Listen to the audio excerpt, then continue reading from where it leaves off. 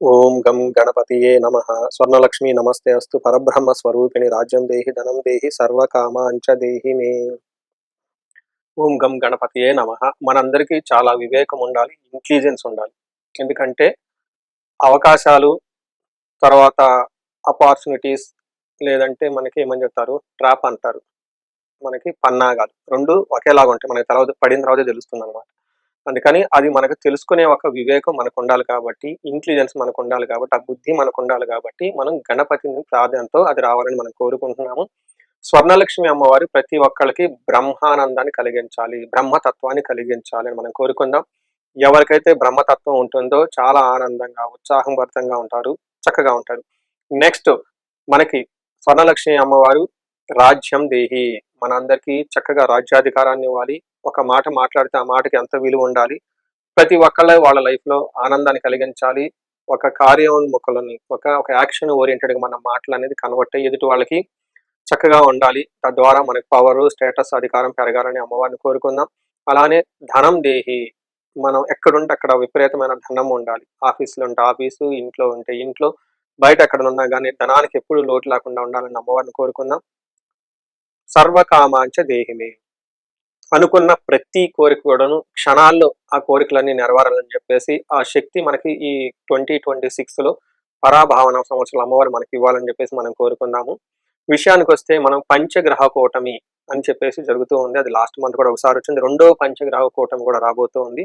ఇది ఫిబ్రవరి 17వ తారీఖున, 18వ తారీఖున. మనకి శాస్త్రాలు ఏం చెప్తారంటే ఎక్కువ గ్రహాలు ఒక్క రాశిలో గనక ఉంటే చాలా అలజడిగా ఉంటుంది అని మనకి ఇందులో వివరించడం జరిగింది. మండేన్ ఆస్ట్రాలజీ అంటారు. ఇందులో ఖగోళ శాస్త్రంలో వివరించడం జరిగింది. దీని యొక్క ప్రభావం రాజుల మీద, అలానే మేనేజర్ లెవెల్ మీద, నాయకత్వ లక్షణాలు కలిగి లేదంటే నాయకత్వ బాధ్యతలు కలిగిన ప్రతి ఒక్కళ్ళ మీదతో ఉండటంతో పాటు ఇండివిడ్యువల్‌గా కూడా దాని యొక్క ప్రభావం ఉంటుందని గమనించుకోవాలి. అయితే ఈ 5 వచ్చిన కూటమి చూస్తే మనం లాస్ట్ జనవరి మంత్‌లో మనం గమనించుకుంటే ఈ యొక్క కూటమి రావటంతో బంగారములు కానివ్వండి, స్టాక్ మార్కెట్‌లో సిల్వర్, గోల్డ్ చాలా అప్స్ అండ్ డౌన్స్ ఎలా ఉన్నాయో మనం గమనించాము. అలానే మనకి వేరే పెద్ద పెద్ద అగ్రదేశ నేతలు కూడా ఇండియా దర్శించుకోవటం, విజిట్ చేసుకోవటం, చాలా రాజకీయంగాను లేదంటే ఎకనామిక్ పరంగాను చాలా చేంజెస్ అయితే జరిగినాయని మనం చెప్పుకోవచ్చు. ఇప్పుడు 17వ తారీఖు, 18వ తారీఖు కూడా అలానే పంచగ్రహ కూటమి వస్తూ ఉంది. దాని యొక్క ఇంపాక్ట్ ఎలా ఉంటుంది? పోయినసారి ఇది మనకు మకర రాశిలో జరిగింది. ఇప్పుడు ఇది కుంభరాశిలో జరుగుతూ ఉంటుంది.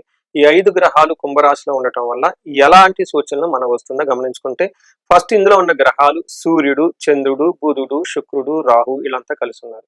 ఇందులో మోస్ట్ ఇంపార్టెంట్ మనం తెలుసుకోవాల్సిందంటే రాహువు. రాహువు పక్కన ఏ గ్రహం ఉన్నా గానీ ఆ గ్రహాన్ని అతను పాడు చేస్తాడు. అందుకని ఉదాహరణకి రాహు పక్కన చంద్రుడు ఉంటే చంద్రగ్రహణం, సూర్యుడు ఉంటే సూర్యగ్రహణము, గురువు ఉంటే గురు చండాల యోగము, బుద్ధి ఉంటే బుద్ధి పాడైపోతూ ఉంటుంది. ఇలా రాహు చుట్టూ అన్ని గ్రహాలు ఉండటంతో అది కుంభరాశిలో ఉండటంతో దాని యొక్క విశిష్టతను మనం ఏ విధంగా అర్థం చేసుకోవాలి, రాజకీయంగాను ప్లస్ మన పర్సనల్ లైఫ్ లోను, లేదంటే మనకి బయట వాతావరణం ఎలా ఉంటుందో తెలుసుకునే ప్రయత్నం మనం చేద్దాం. ఫస్ట్ ఇది చూసుకుంటే మనకి చంద్రుడు ప్రజల యొక్క మనస్సుని యొక్క స్థితిని తెలుస్తూ ఉంటుంది. రాహువు భయభ్రాంతుల్ని, అనవసరమైన అత్యంత ఉత్సాహాన్ని కలిగిస్తూ ఉంటాడు. మోసపూరితమైన ఆలోచన సృష్టిస్తూ ఉండే అవకాశం ఎక్కువగా ఉంటుంది. సూర్యుడు ఉండటంతో అధికారం కలిగి ఉంటుంది. అంటే ఓవరాల్ గా ఇది జనాలకు సంబంధించి, రాజుకు సంబంధించి మధ్యలో ఒక భ్రాంతి, ఒక అపోహ, ఒక మ్యానిపులేషన్ జరిగే అవకాశం ఎక్కువ ఉందని గమనించుకోవచ్చు. ప్రజలు, వ్యవస్థలు, పాలనా యంత్రాంగం సిద్ధాంతాల మీద ఎక్కువగా ఈ ఈ యొక్క పంచగ్రహ కూటమి చాలా ఆధారపడి ఉంటుంది. ప్రభావాన్ని కలిగి ఉంటుందని గమనించుకోవాలి. మనం ఏ విధంగా చూసుకోవచ్చు అంటే, మనకి ఇమ్మీడియట్‌గా మనకి మహాశివరాత్రి జరుగుతుంది.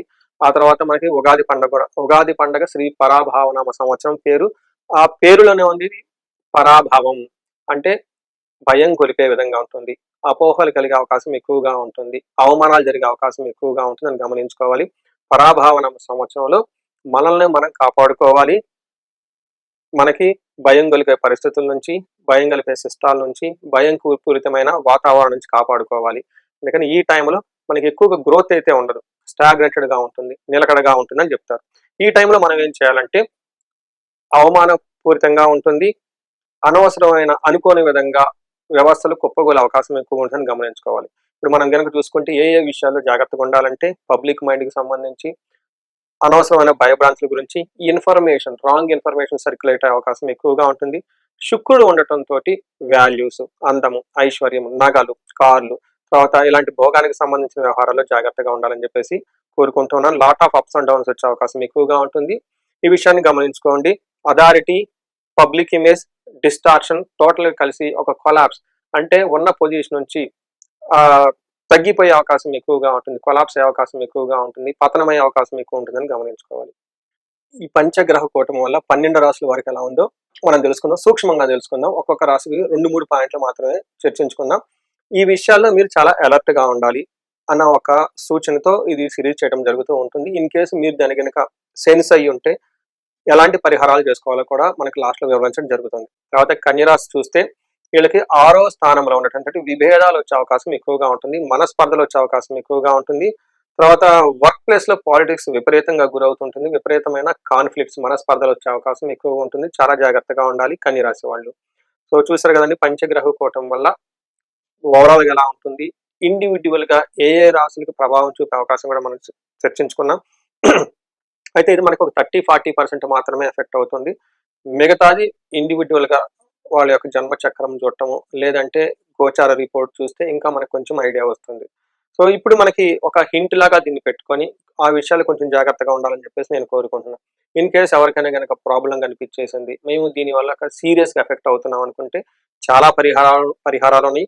ఫస్ట్ పరిహారం ఏమంటే మనకి మహాశివునికి సంబంధించి మహాన్యాసపూర్వక ఏకాదశ రుద్రాభిషేకం చేయించుకోవటము. ఇండివిజువల్ గా ఇంకా ఏదైనా కనుక ప్రాబ్లం ఉంటే కార్యజయం రావడానికి అనుకున్న కార్యాలను జరగకపోవడానికి మన్యు పాశుపత అభిషేకం చేయించుకుంటే వీళ్ళకి కార్యజయము, ధన సంపాదన వస్తూ ఉంటుంది.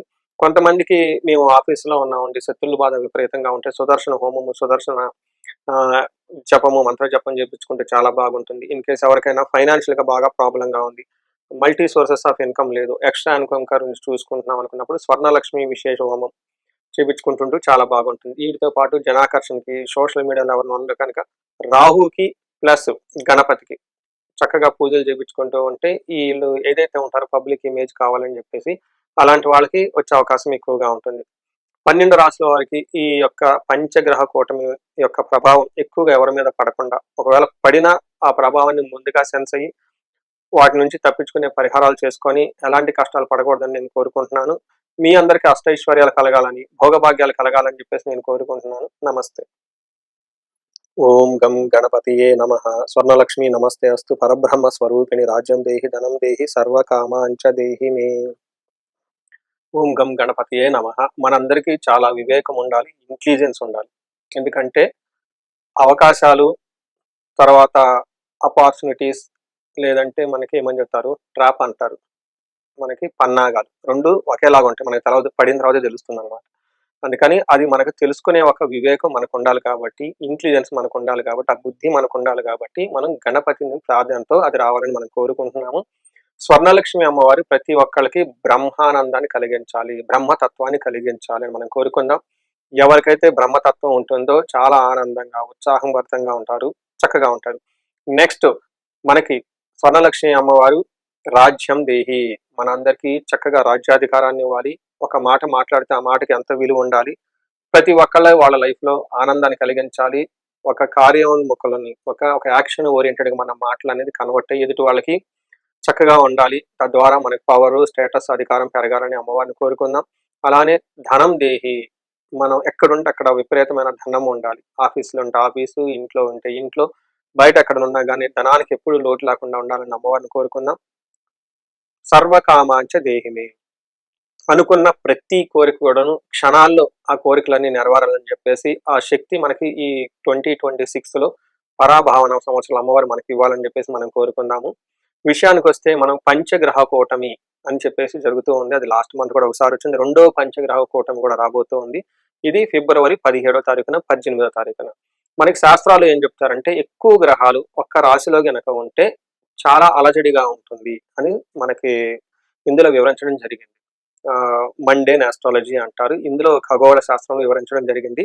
దీని యొక్క ప్రభావం రాజుల మీద, అలానే మేనేజర్ లెవెల్ మీద, నాయకత్వ లక్షణాలు కలిగి లేదంటే నాయకత్వ బాధ్యతలు కలిగిన ప్రతి ఒక్కళ్ళ మీదతో ఉండటంతో పాటు ఇండివిజువల్ గా కూడా దాని యొక్క ప్రభావం ఉంటుందని గమనించుకోవాలి. అయితే ఈ 5 వచ్చిన కూటమి చూస్తే మనం లాస్ట్ జనవరి మంత్ లో మనం గమనించుకుంటే ఈ యొక్క కూటమి రావడంతో బంగారం కానివ్వండి, స్టాక్ మార్కెట్లో సిల్వర్, గోల్డ్ చాలా అప్స్ అండ్ డౌన్స్ ఎలా ఉన్నాయి మనం గమనించాము. అలానే మనకి వేరే పెద్ద పెద్ద అగ్రదేశ నేతలు కూడా ఇండియా దర్శించుకోవటం, విజిట్ చేసుకోవటం, చాలా రాజకీయంగాను లేదంటే ఎకనామిక్ పరంగాను చాలా చేంజెస్ అయితే జరిగినాయని మనం చెప్పుకోవచ్చు. ఇప్పుడు 17వ తారీఖు, 18వ తారీఖు కూడా అలానే పంచగ్రహ కూటమి వస్తూ ఉంది. దాని యొక్క ఇంపాక్ట్ ఎలా ఉంటుంది? పోయినసారి ఇది మనకు మకర రాశిలో జరిగింది. ఇప్పుడు ఇది కుంభరాశిలో జరుగుతూ ఉంటుంది. ఈ 5 గ్రహాలు కుంభరాశిలో ఉండటం వల్ల ఎలాంటి సూచనలు మనకు వస్తుందో గమనించుకుంటే, ఫస్ట్ ఇందులో ఉన్న గ్రహాలు సూర్యుడు, చంద్రుడు, బుధుడు, శుక్రుడు, రాహు వీళ్ళంతా కలిసి ఉన్నారు.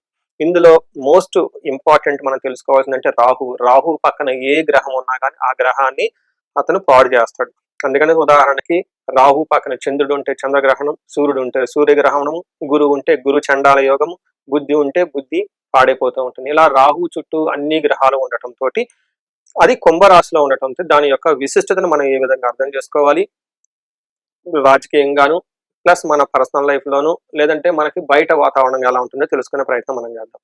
ఫస్ట్ ఇది చూసుకుంటే మనకి చంద్రుడు ప్రజల యొక్క మనస్సుని యొక్క స్థితిని తెలుస్తూ ఉంటుంది. రాహువు భయభ్రాంతుల్ని, అనవసరమైన అత్యంత ఉత్సాహాన్ని కలిగిస్తూ ఉంటాడు. మోసపూరితమైన ఆలోచన సృష్టిస్తూ ఉండే అవకాశం ఎక్కువగా ఉంటుంది. సూర్యుడు ఉండటంతో అధికారం కలిగి ఉంటుంది. అంటే ఓవరాల్ గా ఇది జనాలకు సంబంధించి, రాజుకు సంబంధించి మధ్యలో ఒక భ్రాంతి, ఒక అపోహ, ఒక మ్యానిపులేషన్ జరిగే అవకాశం ఎక్కువ ఉందని గమనించుకోవచ్చు. ప్రజలు, వ్యవస్థలు, పాలనా యంత్రాంగం సిద్ధాంతాల మీద ఎక్కువగా ఈ ఈ యొక్క పంచగ్రహ కూటమి చాలా ఆధారపడి ఉంటుంది, ప్రభావాన్ని కలిగి ఉంటుందని గమనించుకోవాలి. మనం ఏ విధంగా చూసుకోవచ్చు అంటే, మనకి ఇమ్మీడియట్ గా మనకి మహాశివరాత్రి జరుగుతుంది. ఆ తర్వాత మనకి ఉగాది పండుగ కూడా. ఉగాది పండుగ శ్రీ పరాభావనామ సంవత్సరం పేరు. ఆ పేరులోనే ఉంది పరాభావం, అంటే భయం కొలిపే విధంగా ఉంటుంది, అపోహలు కలిగే అవకాశం ఎక్కువగా ఉంటుంది, అవమానాలు జరిగే అవకాశం ఎక్కువగా ఉంటుందని గమనించుకోవాలి. పరాభావనామ సంవత్సరంలో మనల్ని మనం కాపాడుకోవాలి.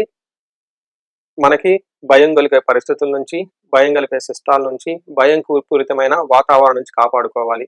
అందుకని ఈ టైంలో మనకి ఎక్కువగా గ్రోత్ అయితే ఉండదు, స్టాగ్నేటెడ్ గా ఉంటుంది, నిలకడగా ఉంటుంది అని చెప్తారు. ఈ టైంలో మనం ఏం చేయాలంటే, అవమానపూరితంగా ఉంటుంది, అనవసరమైన అనుకోని విధంగా వ్యవస్థలు కుప్పగోలే అవకాశం ఎక్కువ ఉంటుందని గమనించుకోవాలి. ఇప్పుడు మనం కనుక చూసుకుంటే ఏ ఏ విషయాల్లో జాగ్రత్తగా ఉండాలంటే, పబ్లిక్ మైండ్కి సంబంధించి అనవసరమైన భయభ్రాంతుల గురించి ఇన్ఫర్మేషన్, రాంగ్ ఇన్ఫర్మేషన్ సర్క్యులేట్ అయ్యే అవకాశం ఎక్కువగా ఉంటుంది. శుక్రుడు ఉండటంతో వాల్యూస్, అందము, ఐశ్వర్యం, నగలు, కార్లు, తర్వాత ఇలాంటి భోగానికి సంబంధించిన వ్యవహారాల్లో జాగ్రత్తగా ఉండాలని చెప్పేసి కోరుకుంటున్నాను. Lot of ups and downs వచ్చే అవకాశం ఎక్కువగా ఉంటుంది. ఈ విషయాన్ని గమనించుకోండి. Authority, public image, distortion total కలిసి ఒక కొలాప్స్, అంటే ఉన్న పొజిషన్ నుంచి తగ్గిపోయే అవకాశం ఎక్కువగా ఉంటుంది, కొలాప్స్ అయ్యే అవకాశం ఎక్కువగా ఉంటుంది, పతనమయ్యే అవకాశం ఎక్కువ ఉంటుందని గమనించుకోవాలి. ఈ పంచగ్రహ కూటమి వల్ల 12 రాశుల వారికి ఎలా ఉందో మనం తెలుసుకుందాం, సూక్ష్మంగా తెలుసుకుందాం. ఒక్కొక్క రాశికి 2-3 పాయింట్లు మాత్రమే చర్చించుకుందాం.